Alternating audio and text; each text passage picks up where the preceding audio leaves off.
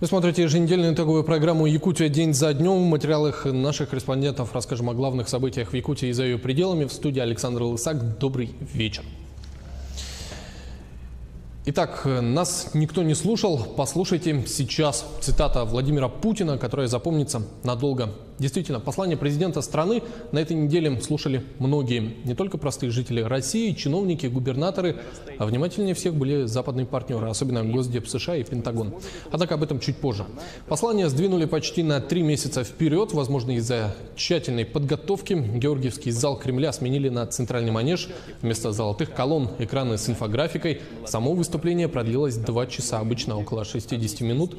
Началось послание с отставания, в том числе технологического, которое грозит стране, если не создать дополнительные условия для развития.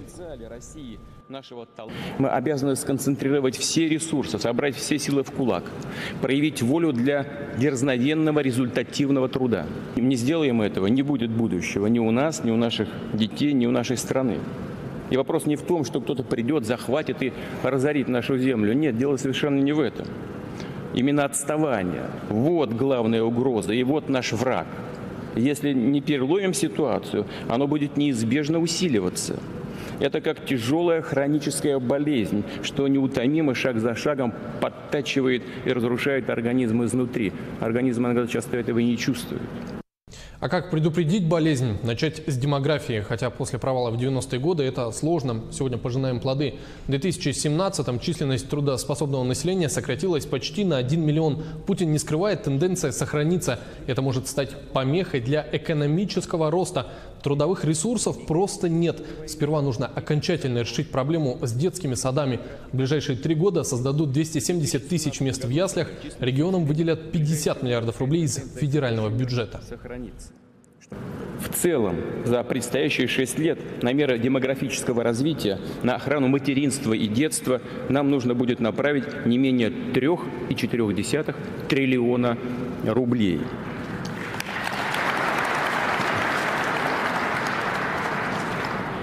Это большая, но не запредельная, реалистичная цифра. Это на 40% больше, чем за предыдущие 6 лет. В 2012-2017 годах мы с вами направили на эти цели 2,47 триллиона рублей. И в России, как известно, 2 беды. Путин затронул в послании одну из них – дороги. Коснулся региональных и муниципальных трасс, и их состояние вызывает большие вопросы.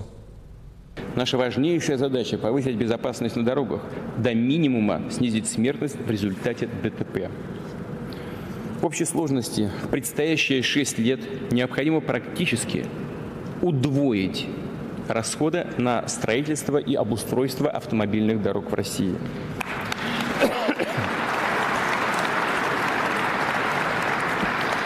Направить на эти цели более 11 триллионов рублей из всех источников. Это много.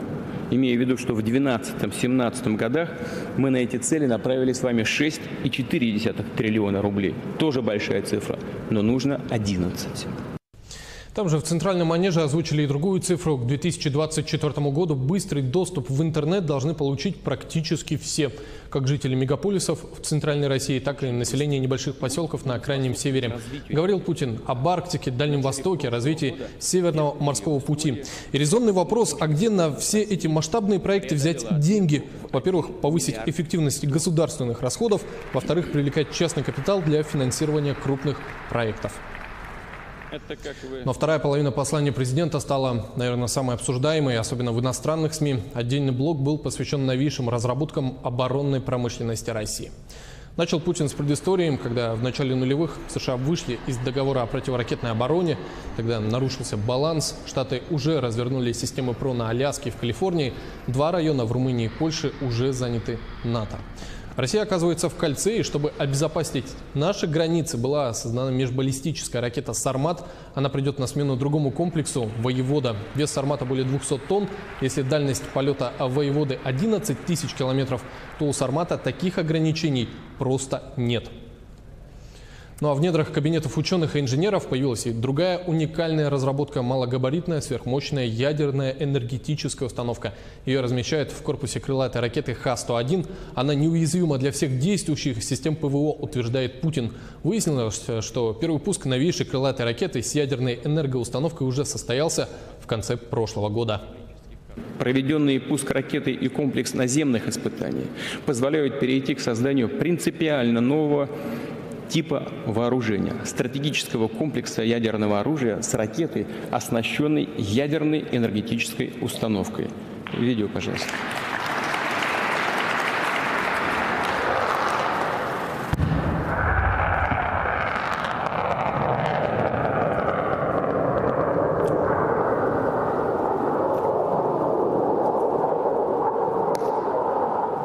Обход рубежей обороны показываем.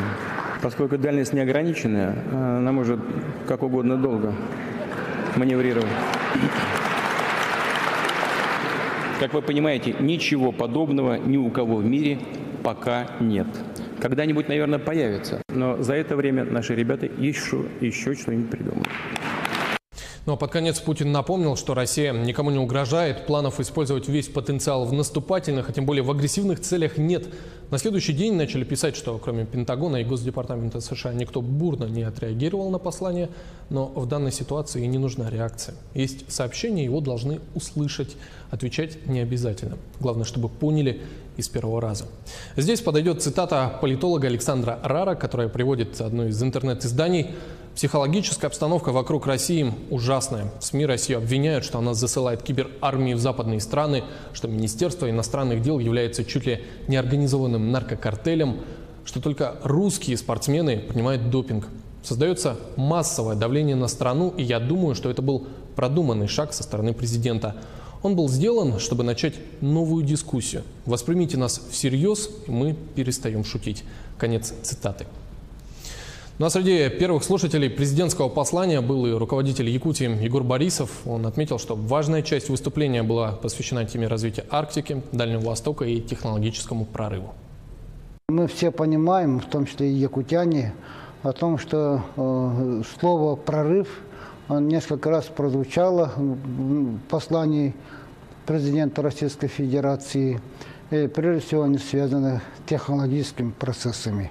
То есть, если мы сегодня хотим развиваться, достичь новые какие-то рубежи, то прежде всего должны понимать, что речь идет о технологических процессах, которые нам необходимо принимать, развивать и, соответственно, на них опираться. Во-вторых, мы понимали, что производительность труда, она всегда была основой экономики, любой экономики, даже социалистической экономики. А мы сегодня работаем в условиях так называемой рыночной экономики. Здесь каждое действие связано с производительностью труда.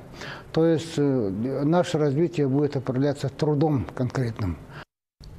Ну, отдельное внимание в послании было уделено новым технологиям, которые должны упростить нашу жизнь. Власти обязаны поддержать высокотехнологичные компании и выстроить благоприятную среду для стартапов. Что для этого нужно? Об этом мы поговорили с Анатолием Семеновым, генеральным директором технопарка «Якутия». Давайте вкратце о послании Владимира Путина. Что ждали и что в итоге услышали? Ну, послание президента – это очень важный сигнал в общество всегда. И, естественно, поэтому к этому такое большое внимание, и столько много прессы, столько много обсуждений. Я даже вот считаю, что вот это послание было не только в послании Федеральному собранию, это такое послание вообще всему человечеству, мне так показалось, да? Я вот то, что хотел услышать про инновации, я услышал, потому что если тренд на инновации был это 11-12 год, то в последнее время это свалилось на импортозамещение, на местное производство. То есть мне очень радостно услышать, что все-таки тренд на поддержку стартапов, на поддержку науки, на поддержку инноваций, на вывод их на зарубежные рынки. И более того, мне очень понравился тезис, когда он сказал, что нужно создавать условия не только для своих, но и для молодых ученых из других стран, да, и стартапов из других стран. Это вот колоссальный, считаю, вызов, то есть это смена парадигмы, потому что если мы все время строили инфраструктуру только для себя, то есть только для российских или якутских стартапов, то это вот одна из той же моя мечта, чтобы в тот же Якутск или другие технопарки приезжали стартапы там из Южной Кореи там, или из Китая, или из Европы, из Америки. Это очень крутой посыл. Второй посыл то, что поддерживать все-таки нужно, чтобы к нам приходили стартапы, нужно поддерживать и в том числе и школьные технопарки, такие проекты как Quantorium, Sirius, и это безусловно правильно. Якутия в этом плане не отстает. Вы знаете, что в прошлом году у нас был открыт Quantorium, открывается сеть политехнических школ. В Якутске у нас открыты 5 детских технопарков в школах города Якутска, и я думаю, что этот тренд будет продолжен. Но вот есть такой общепринятый тезис, популярный среди обывателей, что если вы создаете инновационное какое-то предприятие, инновационную компанию, занимаетесь инновациями, а почему нет результатов в сию минуту? Да.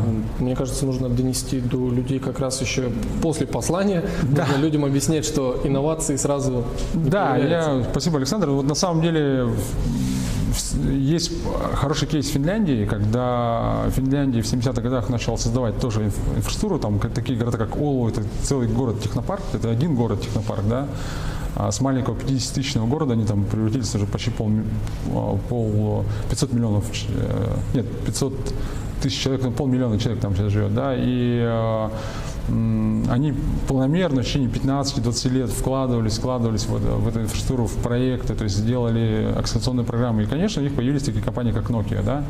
Поэтому для того, чтобы развивать инновации в регионе, нужно два основных фактора – это деньги и терпение. Да? Понятно, что, как говорится, нанороботы в первый же год работы технопарка не выйдет, но если говорить про конкретные кейсы, которые сегодня у нас есть в технопарке, есть компания Gross, которая создала искусственный интеллект. Сейчас все говорят про цифровизацию, а мы сейчас в тренде, потому что вот это так называемый machine learning или data science, да, когда умные машины уже пишут книги, создают там, делают целые колл-центры, да, когда они принимают решения. И вот наша компания, она, работая с медиками, с радиологами, обучила машину делать анализ компьютерной томографии печени. То есть пока это компьютерная томография печени, в дальнейшем это будет МРТ мозга, флюорография легких и прочее, прочее. Сегодня уже этим стартапом заинтересовался Росатом. Вот. И сидя в Якутске, ребята вот у нас разрабатывают искусственный интеллект. То есть у нас есть уже форсайтные проекты, но для этого нужно, конечно же, больше инвестиций, больше партнеров зарубежных. То есть мы идем правильным курсом, и вот с этим посланием есть надежда, что и финансирование этих проектов тоже продолжится. Административными преобразованиями явно увлеклись. Так Путин прокомментировал повальное закрытие лечебных заведений в небольших поселках. Выстраивание эффективной системы здравоохранения чуть не обернулось катастрофой. Людей оставили практически без медпомощи. Теперь в населенных пунктах с населением от 100 до 2000 человек в ближайшие 2 года создадут фельдшерско-акушерские пункты. В поселке, где не больше 200 жителей, будут заезжать мобильные медицинские комплексы. Но ждет запуска и реабилитационный центр для детей с инвалидностью в Якутске. Официального открытия с перерезанием красной ленты в учреждении еще не было. Но первых посетителей здесь уже принимают. 22 января на реабилитацию пришли 40 детей. Пока только из Якутска. Но это лишь начало, уверяют в центре. Саргалана Захарова о современных методах терапии. 6-летние двойняшки Уля и Ярик на первый взгляд самые обычные дети. Так же, как и все, любят играть, веселиться, случаются и капризы. Но это все нормально для маленького ребенка. И не подумаешь, что еще в 2,5 года им поставили диагноз «задержка речевого развития». С тех пор семье приходится нанимать дорогостоящих специалистов и ездить в центры на реабилитацию, из которых самым близким до сих пор считался только Сувак в Нерюнгри. В Шлаге тоже очень прекрасно все, но далеко ездить, я хочу вам сказать. И детям переносили очень трудно дорогу. Во-первых, самолетом. Не каждый ребенок вот такой вот сможет сесть в самолет. У них они боялись самолета, в общем-то. Ирина не может не нарадоваться новому центру. Светлый, современный, а главное здесь, в городе. Все специалисты проходят обучение и повышают квалификацию. Работа не только с сотрудниками, но и с родителями. В частности, форум, который прошел в эти дни, был направлен именно на последних. Очень часто у нас так бывает, что родители остаются один на один со своей проблемой. Это неправильно. Надо найти специалиста. Они есть в нашей стране. Сейчас к вам это стало еще ближе. У вас теперь появился центр, в котором будут современные технологии. В рамках форума Дома проходят мастер-классы и консультативная работа. В учреждении есть все необходимое оборудование для этого. Некоторая часть уже установлена, но впереди еще немалый фронт работы. Очень богатое будет у нас физиолечение, физиокабинет полностью будет обставлен. Будет там и парафинолечение, и магнитолечение, и светолечение. Сейчас идет установка прибывшей техники. Специалисты работают в кабинетах энцефалограммы, магнитной терапии, офтальмолога. Что касается последнего, то здесь будет проходить не только диагностика, но и лечение. Тут есть и светолечение, которые неврологические проблемы можно исправлять. Ожидаем еще не одну партию поступлений, говорит директор центра. В конце прошлого года в фонде будущих поколений изыскали дополнительные средства на закупку высокотехнологичного оборудования. Размер поддержки – 150 миллионов рублей. Когда обживутся полностью, центр сможет принимать со всей республики порядка 3000 детей в год. Он рассчитан на 250 мест, из которых 100 для круглосуточного пребывания детей и их родителей. Мы ждали этого очень долго.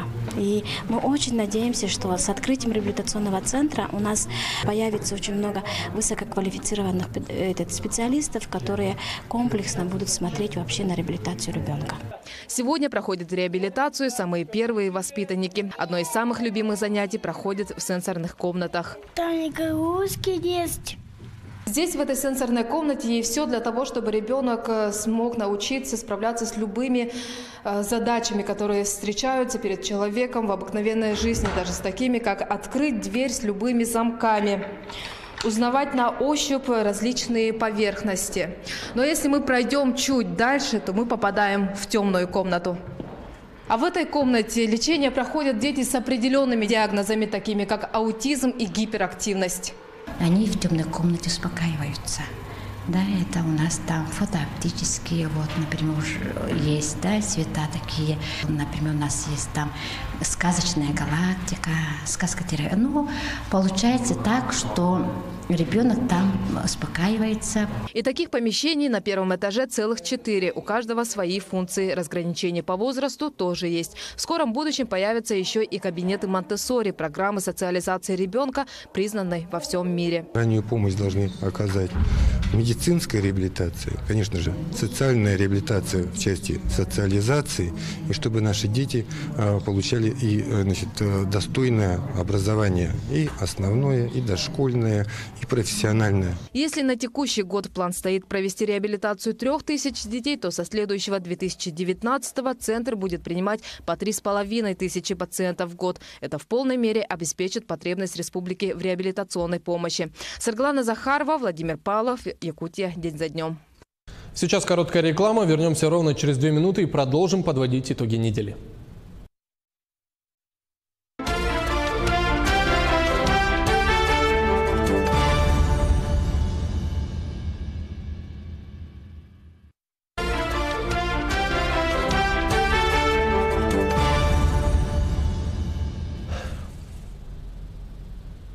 Это Якутия день за днем. Подводим итоги недели.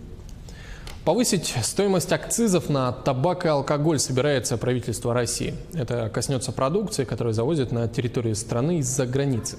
Акцизная марка на алкоголь вырастет на 150 рублей и составит 1850 рублей за партию в 1000 штук. Это связывают с ростом курса валюты и индексацией зарплат.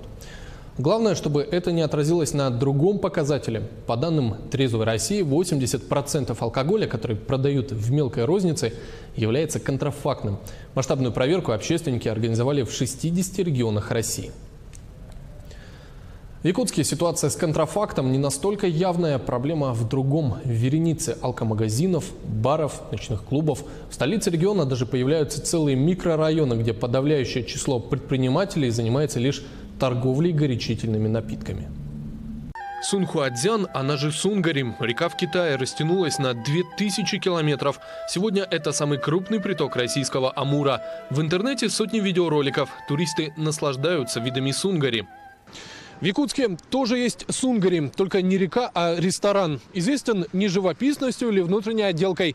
Злачное место – один из бесспорных лидеров по количеству совершенных преступлений в развлекательных заведениях столицы.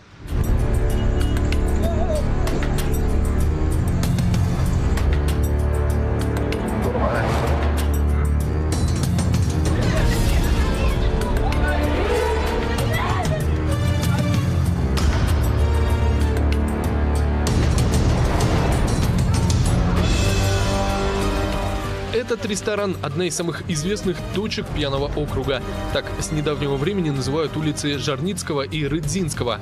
Причины просты. Только на Жарницкого 9 мест продажи алкоголя. Маркеты, пабы, рестораны, клубы, кафе. Каждому клиенту привет от зеленого змея. Соседству с алкоточками не рада Дина. Многодетная мама вечерами старается не выходить из дома, иначе можно столкнуться с посетителями злачных заведений. В этот район девушка переехала 11 лет назад. Когда-то родную улицу сегодня не узнает. Буквально недавно же они стали открываться. До этого все было нормально. Мы хотим реально отсюда уже переезжать. Даже если здесь поставить где-нибудь скверик, да, этот скверик, он вот этими вот людьми, которые ходят в эти питейные заведения, он обязательно будет испорчен. Здесь же печально известный зодиак. Драки между посетителями, зимние побоища с охраной, поножовщина. Стены ночного клуба видели многое.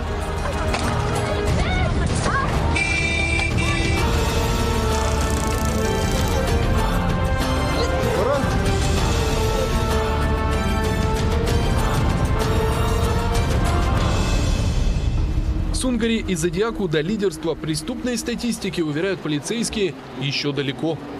За январь текущего года было возбуждено 21 уголовное дело в отношении посетителей увеселительных заведений. Лидером является рок-бар «Легенда», в котором совершено 13 уголовно наказуемых преступлений. В заведениях «Зодиак» и «Сунгари», расположенных на одной улице, за январь 2018 года возбуждено по одному уголовному делу.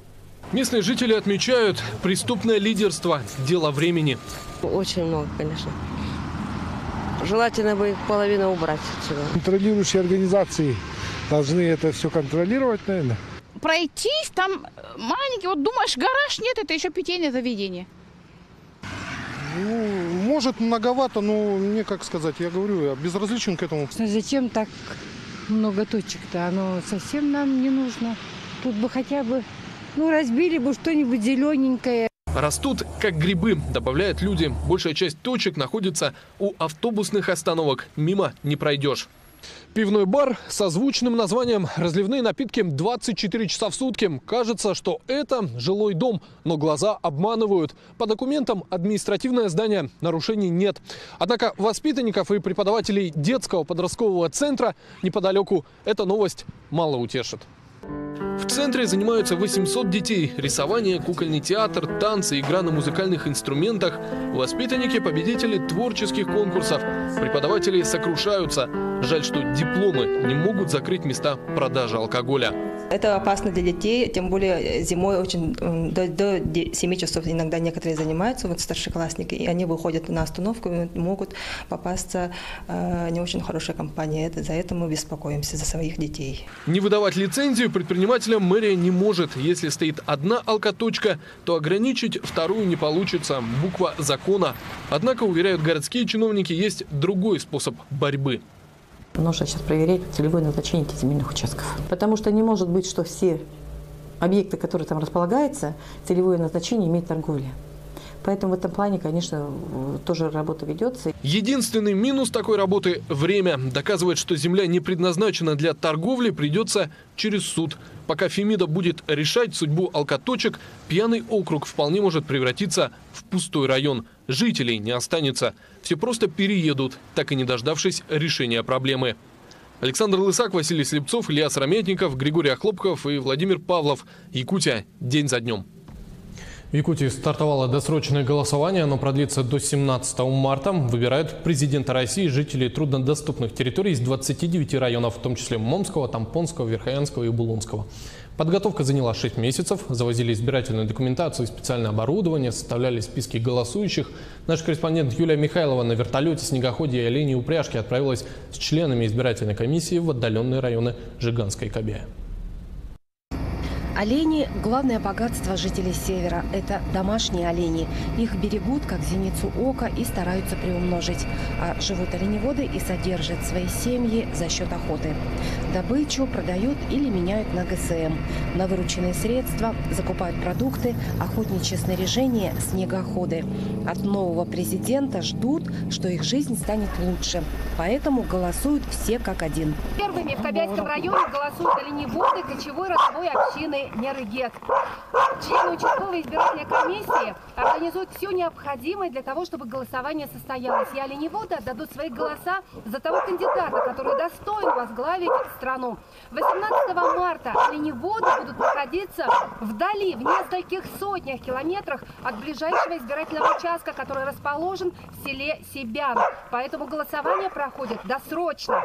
В эти дни мобильные участковые избирательные комиссии побывают в каждом оленеводческом хозяйстве. В Кобяйском районе они расположены друг от друга в 30-40 минутах полета на вертолете. На севере это самый дорогой вид транспорта, но голос каждого избирателя на вес золота.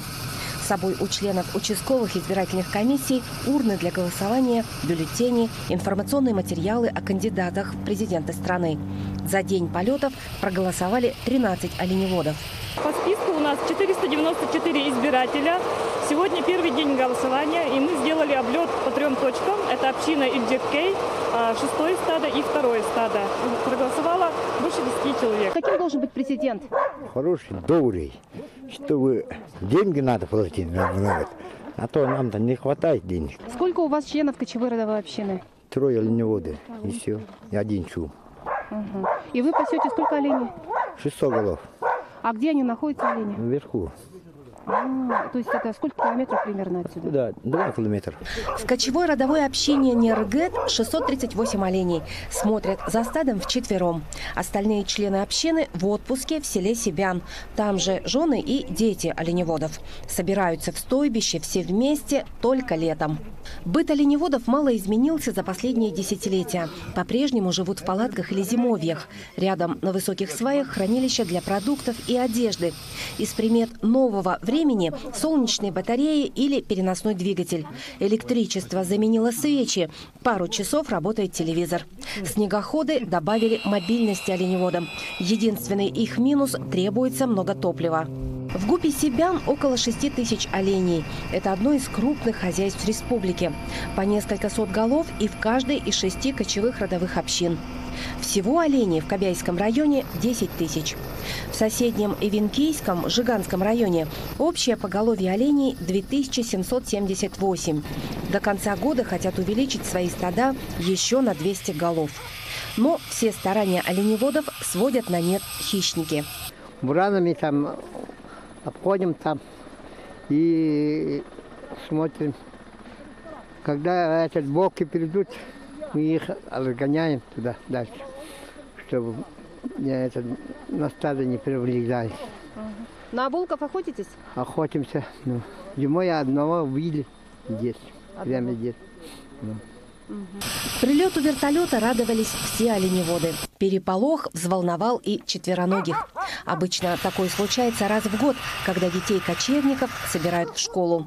Поэтому вертолетом стараются привезти, кроме свежей корреспонденции, все самое необходимое – пополнить запасы продовольствия. Обратно везут добытое. На это целый год будет жить семья оленевода. Конечно, несметных богатств от такой нехитрой экономики не скопить. Но по-другому они не могут. Так жили их предки. Это то, чем хочет заниматься молодежь. После 18 марта, дня выборов, все ждут хороших перемен в отрасли. Юлия Михайлова, Павел Пахомов, Мария Аполлонова. Специально для программы «Якутия. День за днем». Телеканал «Якутия-24».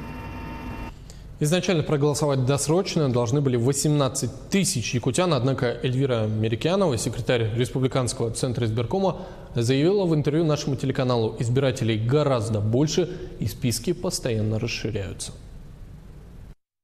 Возникает вопрос, как выстроена работа по досрочному голосованию между Центризбиркомом Якутии, территориальными избирательными комиссиями и участковыми избирательными комиссиями. Организация досрочного голосования начинается на самом деле еще осенью. У нас в марте, 18 марта выборы, а работу по организации досрочного голосования наш Центризбирком начал еще в конце сентября, в октябре.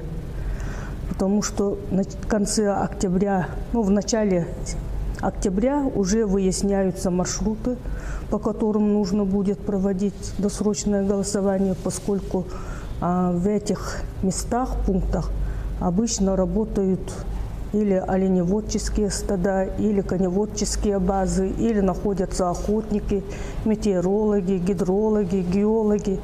Пунктов досрочного голосования несколько сотен. Да. Как составляются такие огромные списки, и при этом в одном пункте 1 человек, в другом пункте 5 человек, то есть не так много избирателей. Если это гидрометеорологическая база, там может быть, может быть и 1 человек. Поэтому, а вот у этого человека есть конституционное право выбирать.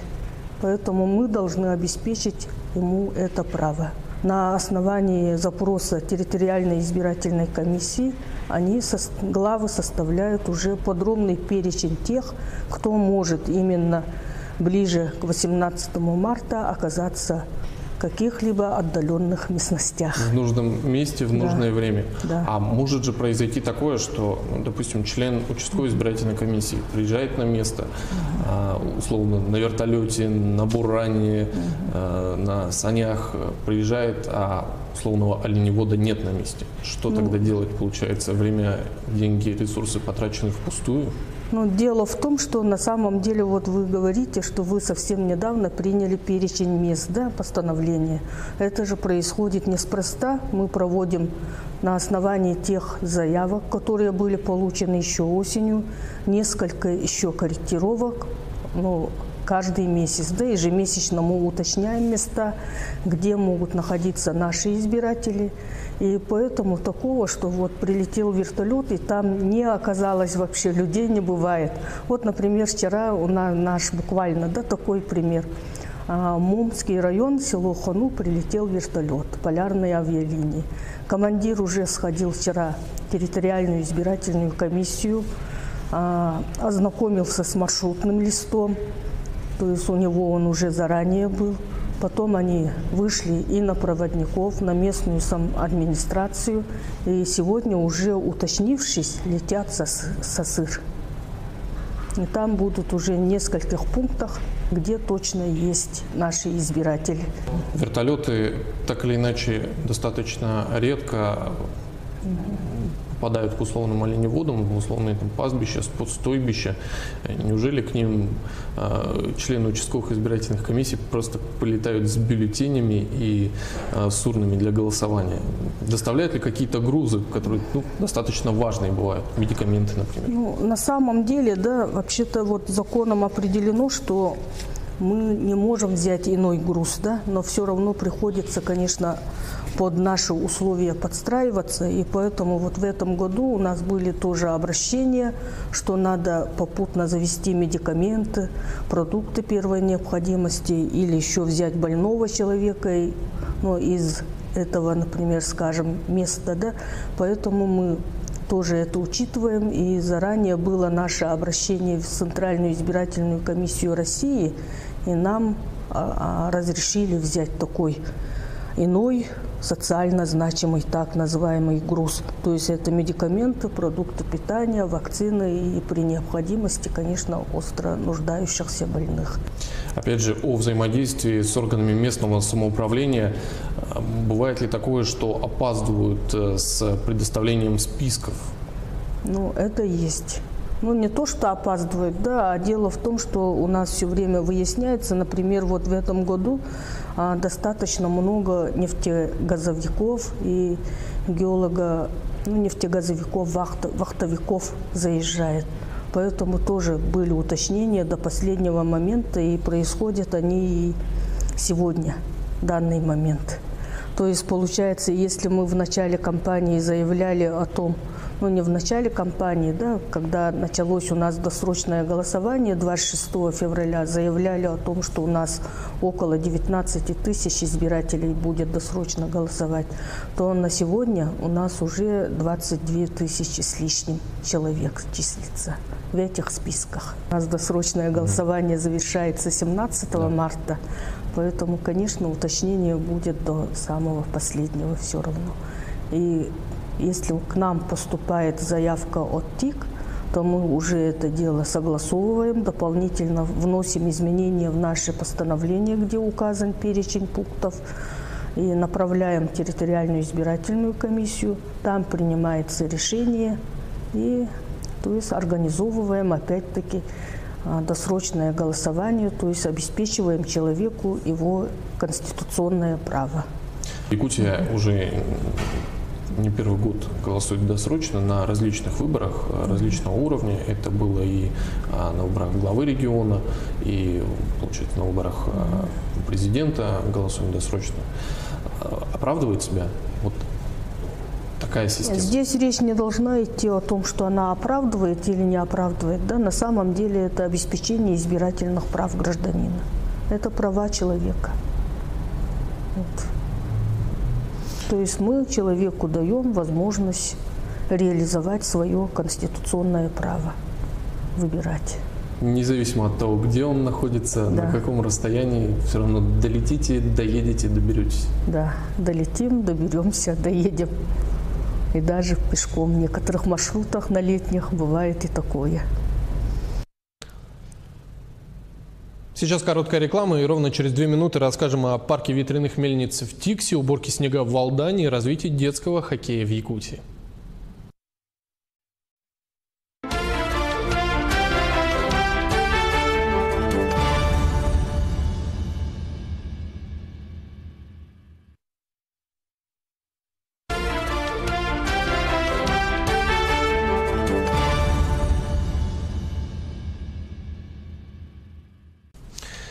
Вы смотрите Якутию день за днем. Продолжаем подводить итоги недели. Сергей Цивилев, гендиректор угледобывающей компании «Колмар», назначен заместителем губернатора Кемеровской области.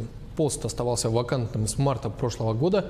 Цивилев будет отвечать за промышленность, транспорт и предпринимательство Кузбасса. Добавлю, что «Колмар» занимается добычей угля на месторождениях Нерюнгринского района. Компания строит в Якутии также 2 комбината – Денисовский и Иннаглинский, а также является основным инвестором территории опережающего развития Южной Якутии. Якутия не первый раз становится кузницей кадров для других регионов. Лев Кузнецов, один из предыдущих руководителей «Колмара», после работы в компании стал губернатором Красноярского края. Илья Михальчук, бывший якутский градоначальник, впоследствии стал губернатором Архангельской области. Можно вспомнить и Павла Бородина, мэра Якутска, который в 90-е годы руководил управлением по делам президента России. Список можно продолжать.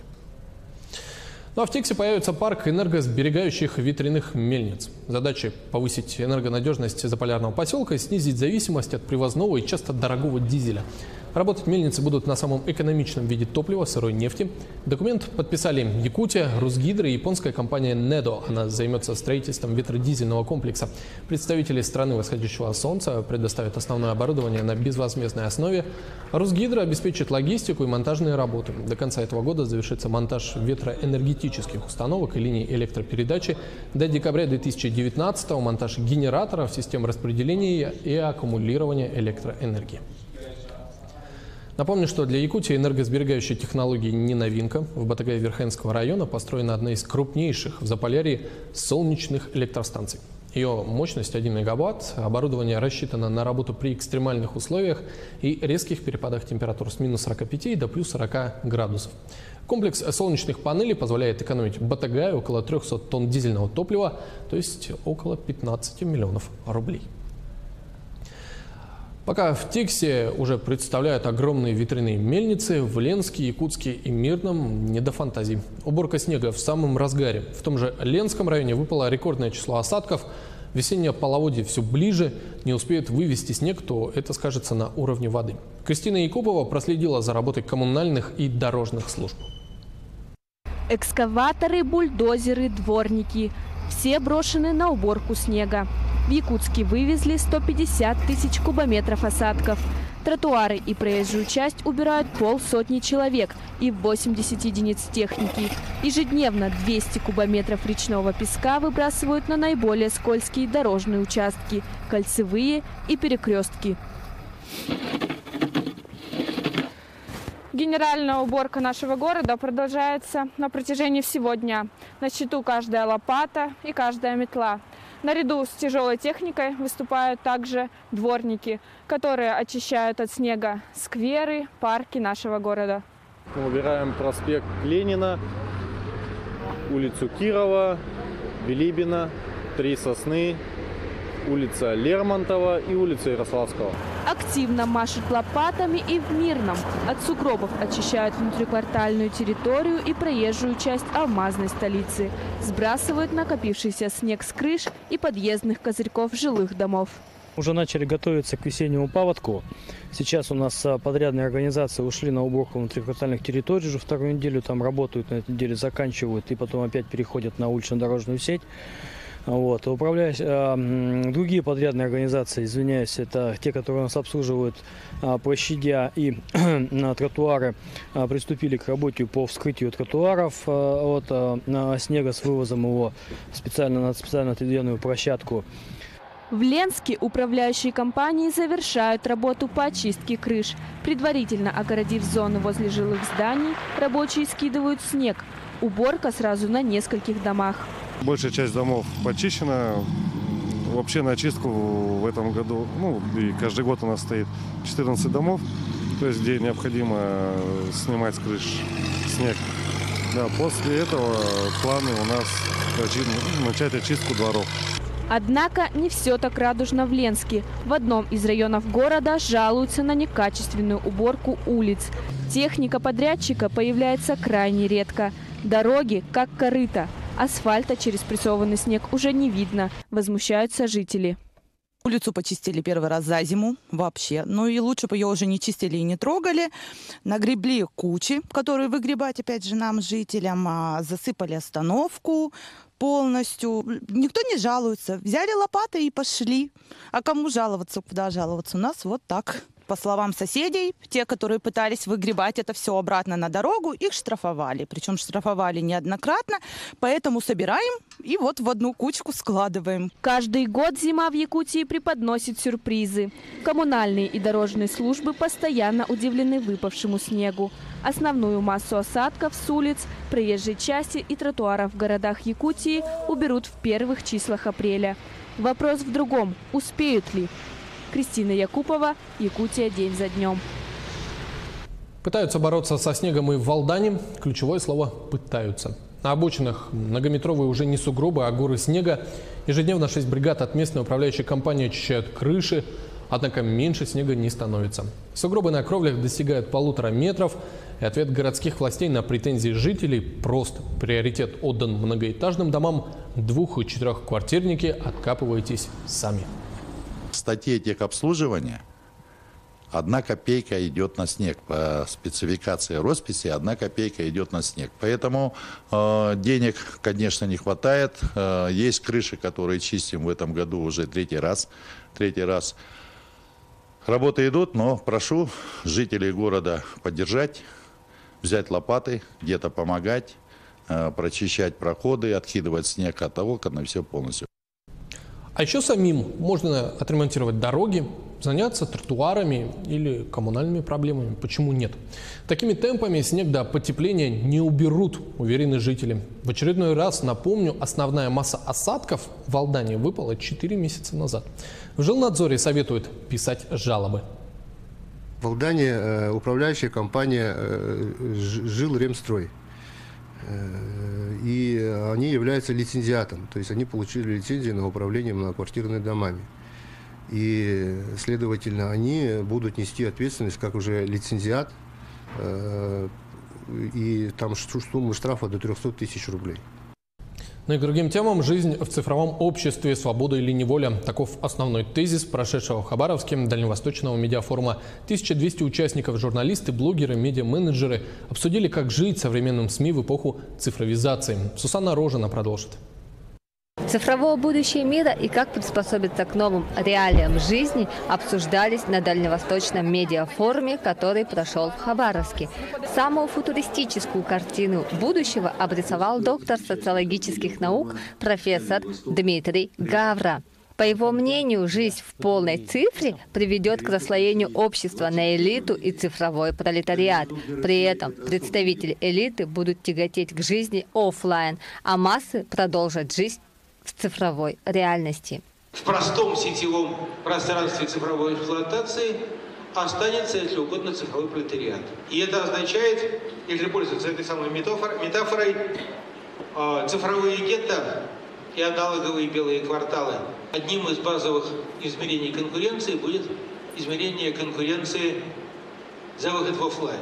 Участники форума пришли к выводу, что переход к социальным сетям неизбежен и уже осуществлен, и необходимо научиться правильно подавать информационный контент, адаптировать его под определенные социальные сети. Именно по этой причине на форум наравне с профессиональными журналистами были приглашены и блогеры, имеющие многотысячных подписчиков в разных соцсетях и которые уже могут самостоятельно формировать общественное мнение. Одним из ведущих спикеров форума стал известный журналист-любитель Илья Варламов. Совершенно точно изменится в ближайшие годы, изменится полностью принцип потребления контента, потому что на сегодняшний момент это вот устаревшая модель, когда есть сайты, когда эти сайты там что-то пишут, она работать не будет, и все это поменяется. При этом Варламов также разделяет мнение социолога о том, что в ближайшем будущем все общество будет жить в цифровом концлагере, где владельцы крупных соцсетей будут формировать цифровую цензуру, которая страшнее, чем госцензура. Я называю это цифровой концлагерь. Так вот, двери цифрового концлагеря, они захлопнутся. И тогда всем будет плохо и всем будет грустно, потому что на месте старого посредника, который был нам так ненавистен, о котором я вначале говорил, у нас появится новый посредник в виде всех этих прекрасных социальных сетей, которые будут влиять на вашу жизнь, они будут влиять на политику, на выборы, на все остальное. Тот же самый YouTube может, руководствуясь своими внутренними положениями, заблокировать любой канал. Но, тем не менее, в ближайшее время необходимо адаптироваться под эти изменения. Так, молодежь уже полностью перешла на площадку YouTube. И по мнению экспертов, охват этой платформы будет только увеличиваться. Играя, образовывать именно тех умных деток, тех, которые тянутся к хорошему, к светлому, потому что очень много ребят, которые смотрят, к сожалению, и делают свою просто основную подписку на дисы, на вот это вот обливание грязью и так далее, да, других блогеров. Это как бы не есть хорошо. Охота, чтобы были яркие лозунги, но чтобы просто за счет вот этого клика на этот пищащий лозунг ребята узнавали о нас через игру. Особо актуальной темой форума была тема о том, как зарабатывать региональному телевидению в условиях влияния соцсетей.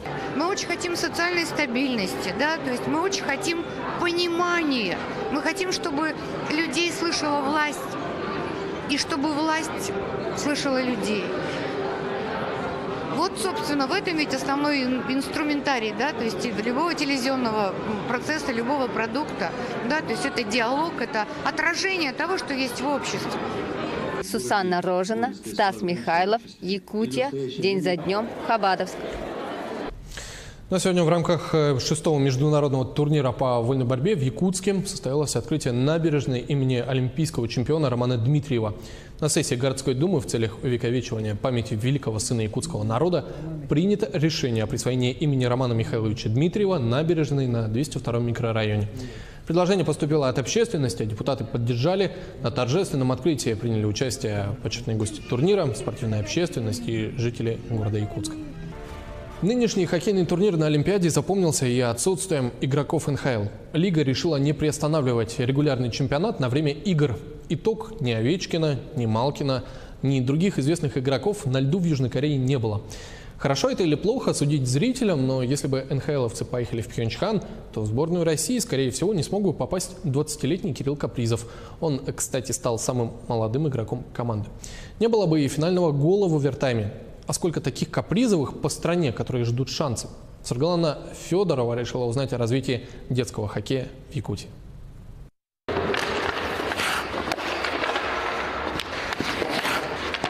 Победа российских хоккеистов в финале зимних Олимпийских игр стала толчком для молодых спортсменов. Ребята из хоккейной команды «Полярные волки» теперь стараются забивать шайбу так же ловко, как Кирилл Капризов, и делать броски одной рукой в девятку, как Никита Гусев. Там хорошо играл Гусев и как там, 77-й номер. Они мне придают силы заниматься хоккеем. Я пришел впервые в 3,5 года, и меня привезла мама. Мы ездили с командой в Китай и заняли там первое место. И там я был лучшим игроком матча. Юный вратарь Даниил Белозевских играет в хоккей 6-й год. Ни одну шайбу не упускает из виду. Они вот много пасуются, они как бы чувствуют лед, друг другу дают. У нас выходы 1 на 1, все так же, как у них практически. У нас должна быть еще больше скорость, тактика какая-то. Я сначала был 2 года игроком, потом уже перешел на вратаря. Мне как-то на вратаре больше понравилось. Вратарь – это как бы половина команды. Якутская хоккейная школа воспитывает игроков уровня континентальной и высшей лиги. О создании профессиональной команды из Якутии говорить еще рано. Республиканская федерация собирается открыть юниорскую хоккейную лигу, которая представляла бы Якутию на всероссийских и международных соревнованиях. В 2019 году будут первые зимние Дети Азии, и 2004 год хоккей будет проводиться по 2004 году. И вот мой возраст попал. У нас команда сборная вместе с нерюнгринскими ребятами. В августе ездили на сборы в Сочи, в Сириус на месяц. В январе съездили на турнир в Новосибирск. Много детей, наборы большие. Есть из кого выбирать. В год 5-10 человек уезжают играть за спортивную школу при командах мастеров. Все бы хорошо, но есть проблема. Для постоянных выездов не хватает денег. Команду хоккеистов вывести, это стоит порядка 500-800 тысяч на один тур. А если взять каждого возраста, если участвовать на России по 6 возрастам, то представьте, какая сумма вырастет. Юные хоккеисты из Нерюнгри, мальчишки 10 и 11 лет, тренируются как взрослые, с полной самоотдачей. Их тренер переделал дачный участок под спортивно-тренировочную базу. Но дело в том, что с деньгами проблема, а тут и расходов мало родителям. Что такое получается на питание, думаю, пару родителей сюда, чтобы мамы тут варили, им готовили все. А мы занимались тут. У нас езди побегать, и попрыгать, и во все виды поиграть, и в футбол, и в баскетбол, и в ручной мяч, и в хоккей. Хоккей – спорт для настоящих мужчин. Требует сочетания силы, ловкости, быстроты реакции, знания тактики и стратегии. Каждый из юных хоккеистов стремится постичь хоккейную мудрость. Полярные волки сегодня победители первенства Сибири и Дальнего Востока. Но это не повод расслабляться. Во время мартовских каникул у ребят новые матчи. Теперь борьба развернется за путевку в финал первенства России. Еще одна возможность заявить о якутском хоккее на всю страну. Саргалана Федорова, Григорий Хлопков, Якутия. День за днем. Таковы итоги недели. Наши корреспонденты следят за главными событиями день за днем. До свидания.